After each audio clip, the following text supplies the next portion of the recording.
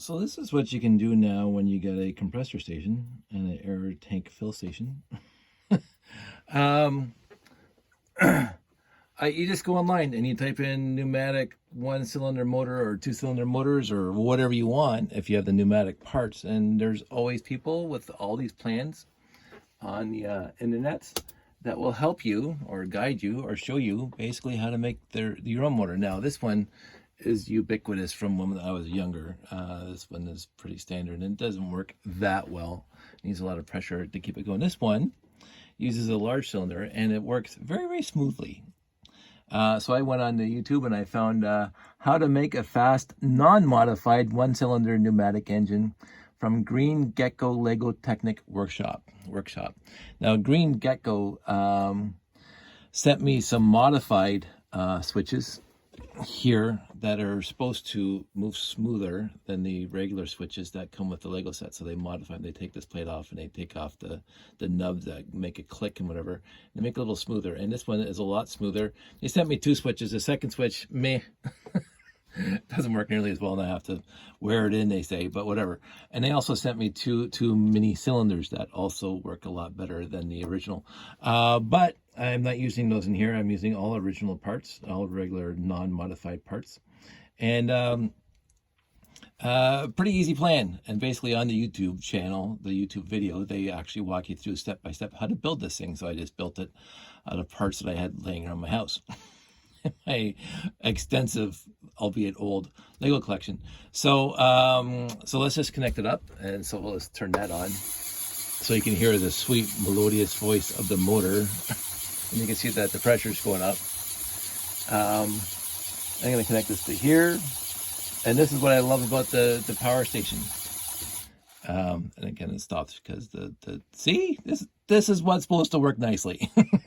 This is why I put all this effort into these 2 things. I'm just going to get rid of this controller so it's not in the way.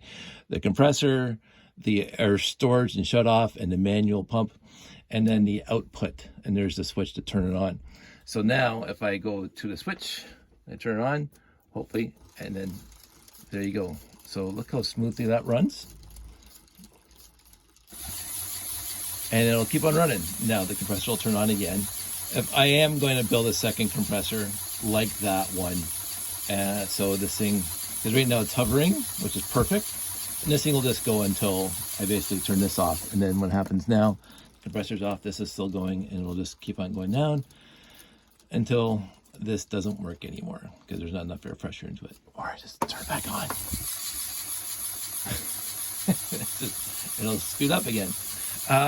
The mechanism here is pretty much standard. The switch is slightly offset from the piston using the little oh, for crying out loud, the non-tooth 6-hole, this guy here, for crying out loud, pulley wheel.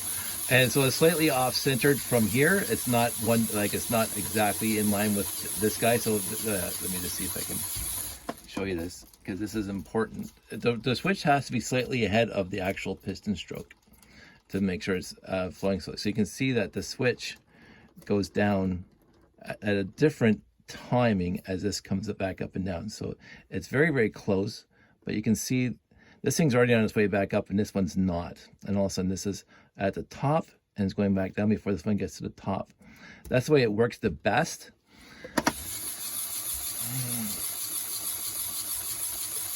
And that's why you can make these very, very smooth pneumatic engines. And this is just a 1-cylinder engine. Can you imagine if you had 2, 4, 8? And again, if they're modified, the air flows better. So you get a lot more torque, a lot more power into these things. But in the end, there's nothing wrong with that. It looks cool. It works cool. Yes, you are running an electric motor to power an air compressor to run an air-powered motor. I get the irony. That basically you're converting electricity into air power. Fully understood. But in the end, it's fun to watch. And like a piston engine, I get the physics behind that. You're losing a lot of energy, the momentum going back and forth. I get that piston engine is going to be a lot less efficient than an electric engine that doesn't have to slow down the momentum and then go completely reversed in the opposite direction.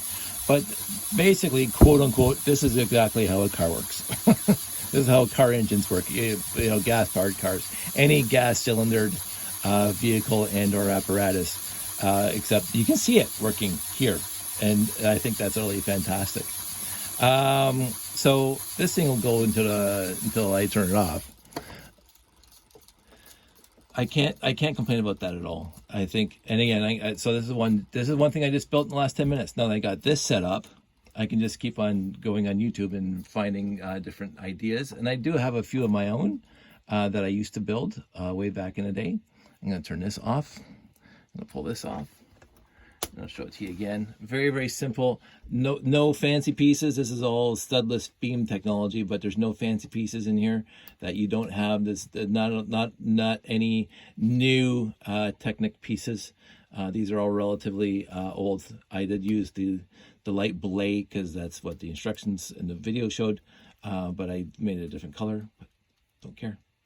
So, but in the end, very, very smooth. So these guys did a really good job at making very easy instructions, a very, very easy motor that anybody can build, pneumatic motor, piston thing. And it's only one cylinder, which is utterly fantastic. The other thing that you may notice when you're building these things is that the bottom port goes to one side, like the wires cross basically when you're connecting these things to the switches. So that goes to here on the outside, top, or bottom if you want to call it, to the outside here, and from the inside it goes to the top. I noticed that most of the motors they swap because it wouldn't work the other way. The air has to be pushed in at the top and at the bottom at the correct timing. That's what this thing does. So you can see this is right at the top here, and this is just slightly offset. It's not at the top. So this has, you can turn these wheels 90 degrees. These pulleys 90 degrees, and then you can put it right at the top on that one, but it wouldn't work nearly as well. The piston would get stuck because the switch is not in the right spot to deliver air at the right time of the stroke. People have been working with these cylinders, not these Lego cylinders, but the compression of air and or whatever for centuries now. They know what they're talking about. So I'll trust them. I'm not going to reinvent the wheel. I'm just going to rebuild the wheel the way somebody else has already built it. So now that I got this air powered station, I'm going to do more stuff with it. And this was just step one because I do actually like seeing this work.